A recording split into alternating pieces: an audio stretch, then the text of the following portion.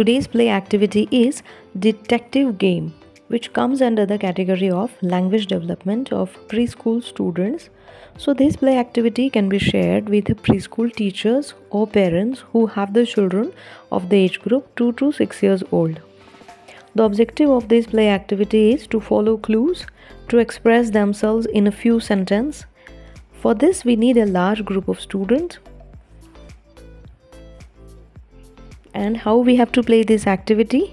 Sit the children in circle and choose one of the child as a detective.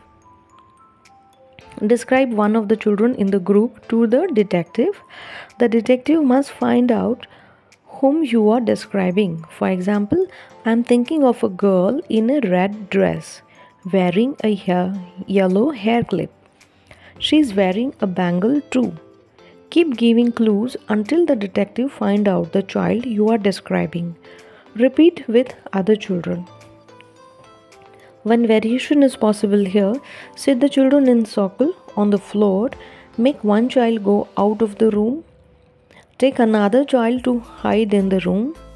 Call back the first child into the room. The child must look around the circle and name the missing child.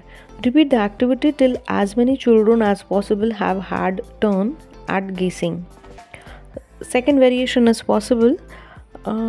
To make the game more challenging, have the children change position in circles. He detective game नावाची play activity आहे. ह्याच्यामध्ये मुलांचं भाषिक कौशल्य विकसित होतं. ह्यामध्ये मुलांनी सर्कलमध्ये बसायचं आहे आणि ग्रुपपैकी एक मुलगा डिटेक्टिव्ह बनतो आणि तो मुलगा मग सर्कलमध्ये असणारे बसलेले जे मुलं आहे तर आपण क्लूज देऊन त्याच्यापैकी एक मुलगा तो कुठला आहे ज्याचं वर्णन आपण करत आहोत किंवा टीचर वर्णन करते तो मुलगा या डिटेक्टिव्ह मुलाने शोधायचा आहे. उदाहरणार्थ जर टीचर म्हणते की मी एका मुलीविषयी बोलते आणि तिने रेड कलरचा फ्रॉक घातला आहे आणि तिला येलो कलरच्या हेअर क्लिप लावलेल्या आहे, तिच्या हातात बांगडीसुद्धा आहे. असे वेगवेगळे क्लूज देऊन आपण ते मूल कुठलं ज्याच्याविषयी आपण वर्णन करत आहोत तर ते मूल ओळखायचं आहे या डिटेक्टिव्ह मुलाने. आणि ह्याच्यासाठी आपण क्लूज असे वेगवेगळे क्लूज देऊन आपण त्या मुलाला मदत करू शकतो.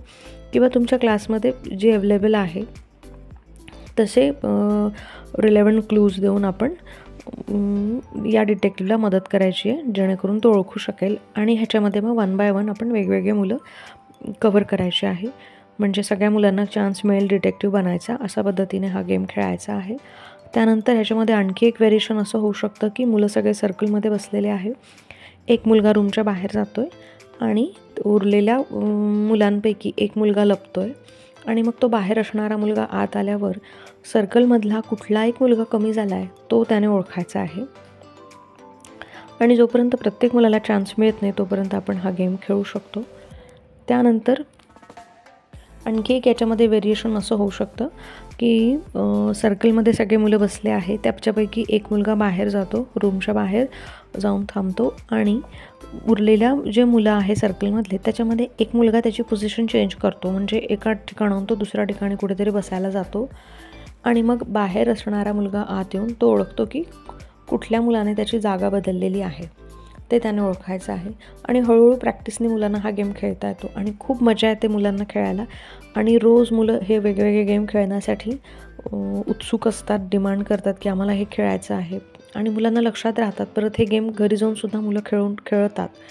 त्यामुळे ह्या कुठलंही साहित्य न लागणाऱ्या ॲक्टिव्हिटीज ज्या आहेत ज्याने मुलांचा भाषिक विकासही होतो तर ह्या खूप मजेशीर आहे, इंटरेस्टिंग आहे आणि आपण घरीसुद्धा खेळून शकतो.